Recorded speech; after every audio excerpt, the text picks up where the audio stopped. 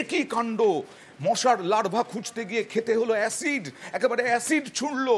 যার বাড়িতে, বিপ্লব মান্না নামে এক ব্যক্তির বাড়িতে মশার লার্ভা খুঁজতে গিয়েছিলেন দুই মহিলা স্বাস্থ্যকর্মী, তাদের লক্ষ্য করে অ্যাসিড ছোড়া হলো, দুজন আহত। সরাসরি চলে যাবো প্রতিনিধি দেবাশিসের কাছে। দেবাশিস, এই যে বিপ্লব মান্না, তার ভালোর জন্যই তো গিয়েছিলেন মশার লার্ভা খুঁজতে পুরকর্মীরা, স্বাস্থ্যকর্মীরা, কারণ গত বছর তার পরিবারের কয়েকজন ডেঙ্গি আক্রান্ত হয়েছিলেন। তার কি মাথা ফাতা খারাপ আছে? অ্যাসিড হামলা চালালো দুই মহিলার ওপরে। দেখো, তিনি এখনো পর্যন্ত পুলিশকে যেটা জানিয়ে দিয়েছে, তারা বিরক্ত, তার কারণ বারবার করে নাকি প্রশাসন তাদেরকে টার্গেট করে নিয়েছে।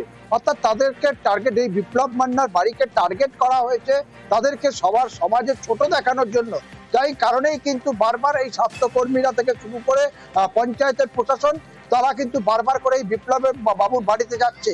এই জায়গা থেকেই কিন্তু রাগ জন্মায় এবং কার্যত যখন এই স্বাস্থ্যকর্মীরা সেখানে পৌঁছায় গতকাল, কার্যত তাদের সঙ্গে বাদবিতণ্ডা শুরু করে দেয়। গত বছর কয়েকজন তার পরিবারের ডেঙ্গি আক্রান্ত হয়েছিলেন, তার ওখানে মশার লার্ভা খুঁজে পাওয়া গেছিল, তারপরেও বিরক্ত।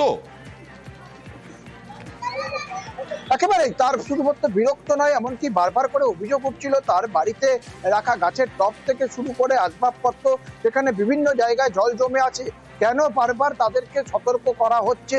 এই নিয়েই কিন্তু বাদবিতণ্ডা, কার্যত তার ঝগড়াঝাটি, বাদবিতণ্ডা এবং ঘরে ঢুকে কার্যত সেই বাথরুম থেকে অ্যাসিড নিয়ে এসে ছুড়ে দেয়। তাতে কিন্তু দুজন মহিলা কর্মী তারা আক্রান্ত হন।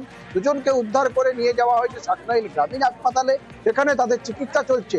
তবে সবচেয়ে বড় বিষয় হচ্ছে এই মহিলা কর্মী যারা মূলত এই কাজগুলো করে ভিলেজ রিসোর্স ফোর্স পঞ্চায়েতের, তারা কিন্তু আর কাজ করতে যেতে চাইছে না।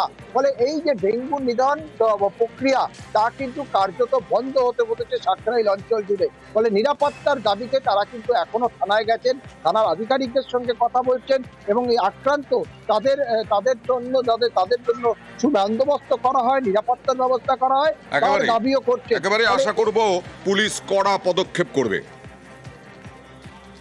আমরা সবাই মানে টিম আকারে মাঝে মধ্যে যাই, আশা দিদিরা, আমরা। আজকে ভিআরপিরা গিয়েছিলেন, আজকেই এরকম ভিআরপিরা নাম এই মুহূর্তে আমাকে মানে জানায়নি, কিন্তু খুব মর্মান্তিক ঘটনা হয়েছে। যে অ্যাসিড ফেলে দেওয়া মানে খুব খারাপ ব্যাপার। আমরা থানাকে জানানো হয়েছে, বিডিও স্যারকে সব চিঠি করা হয়ে গিয়েছে যে যথোপযুক্ত ব্যবস্থা গ্রহণ করুন, কারণ ভিআরপিরা তো আজ কাজ করতে যেতে চাইছে না। তোমরা খালি এখানে দেখতে পাচ্ছ, ওখানেও দেখবে না, ওখানেও কত নোংরা বলে নিয়ে গেছে আমার স্বামী। আর ওখানে ওদের ওখানে কার্বনিক অ্যাসিড ছিল, জেদ করে সেই বলছে না এটা অ্যাসিড নয়, জল আছে কি অ্যাসিড আছে পরীক্ষা করে দিয়ে বলে, আর এই আশা দিদির গায়ে দিয়ে দিয়েছে পিঠে সব। এবার দিয়ে ওই বাড়ি যাটা ছিল ওরা সব বরফ টরফ দিয়ে পাখা চালিয়ে বসে রেখেছিল। ছেলে আমি দুজনে মিলে মারধর করে নিয়ে এলাম। আক্রান্তটা শুধু একা হয়নি, আমরা প্রত্যেকে আক্রান্ত হয়েছি এটার দ্বারা এবং আমরা প্রত্যেকে আতঙ্কিত। আমরা কিভাবে ফিল্ডে যাব?